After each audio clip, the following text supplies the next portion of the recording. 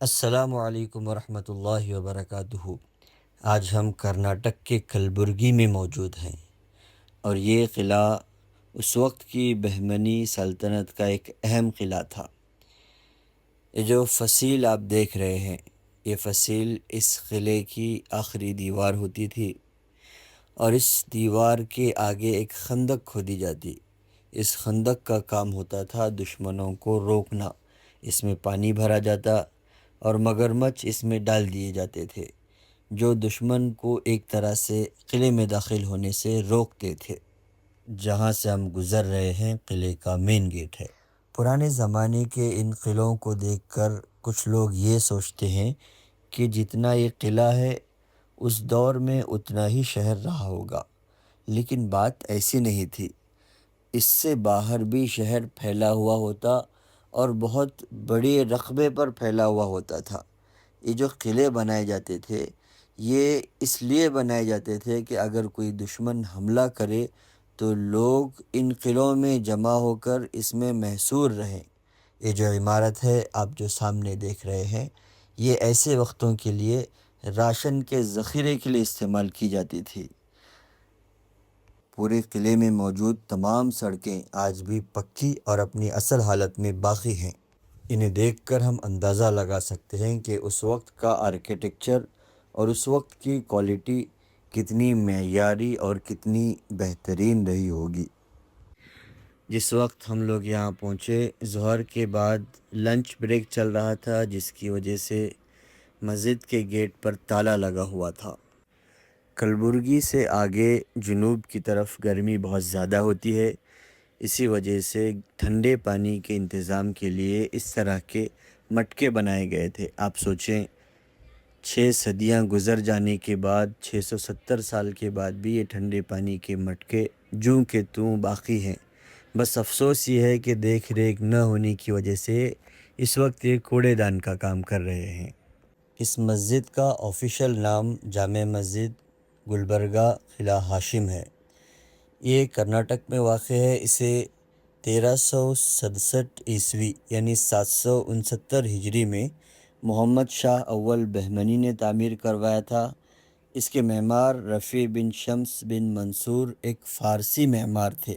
اس مسجد کی چوڑائی 176 فٹ ہے، جبکہ لمبائی 216 فٹ ہے۔ اس میں ایک بڑا مرکزی گنبد ہے جس کو آپ دیکھ رہے ہیں، 4 درمیانی گنبد ہیں اور 63 چھوٹے گنبد موجود ہیں۔ یہ آرکیٹیکچر ہندوستانی اور ایرانی طرز تعمیر سے مل کر بنا ہے، اور آج تک تقریباً 650 سال گزرنے کے باوجود اپنی اصل حالت میں پوری عمارت برقرار ہے۔ اس کی نقاشی آپ دیکھ سکتے ہیں، خوبصورت نقاشی، کاریگری، عمدہ کاریگری اب تک اپنی اصل حالت میں باقی ہے۔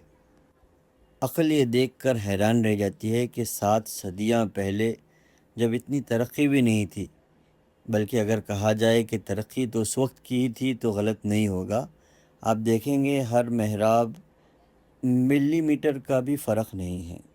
ہر محراب ایک دوسرے سے ملتی جلتی، کہیں سینٹی میٹر تو چھوڑو، ملی میٹر کا بھی فرق نہیں ہے۔ اتنی عمدہ کاریگری، اتنا بہترین آرکیٹیکچر، عقل حیران رہ جاتی ہے۔ اس مسجد میں اس طرح سے فرش پر اور دیواروں پر کلر کیا گیا ہے کہ اس کی وجہ سے چند مشالیں جلانے کے بعد پوری مسجد روشن ہو جایا کرتی تھی۔ اس کو تینوں اطراف میں کھلا رکھا گیا ہے تاکہ مسجد کے اندر تازہ ہوا آتی رہے، مسجد میں گرمی نہ ہو۔ کہا جاتا ہے کہ سردی کے موسم میں یہ مسجد گرم رہتی ہے، اور گرمیوں میں اس کا ٹیمپریچر ٹھنڈا رہتا ہے، تاکہ عبادت کرنے والا اطمینان اور سکون سے عبادت کر سکے، اس کی عبادت میں خلل نہ ہو۔ کہا جاتا ہے کہ اس مسجد کے 68 گنبدوں کو اس طرز پر تعمیر کیا گیا ہے کہ مسجد کے محراب میں پڑھی جانے والی قرأت یا نماز کو مسجد کے آخری حصے میں نماز پڑھنے والا مصلی بھی آسانی سے سن سکتا ہے۔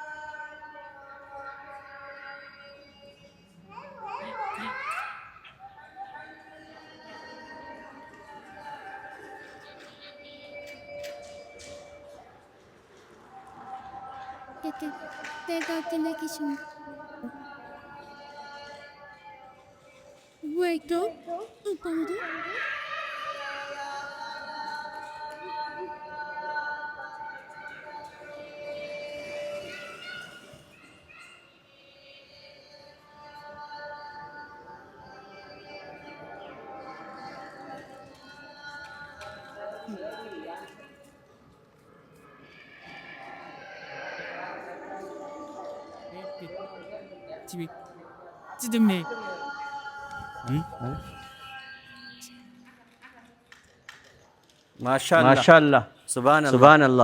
آپ مسجد کے آخری کونے میں کھڑے تھے اور وہاں تلاوت ہو رہی تھی ممبر سے، آپ کو آواز آ رہی تھی؟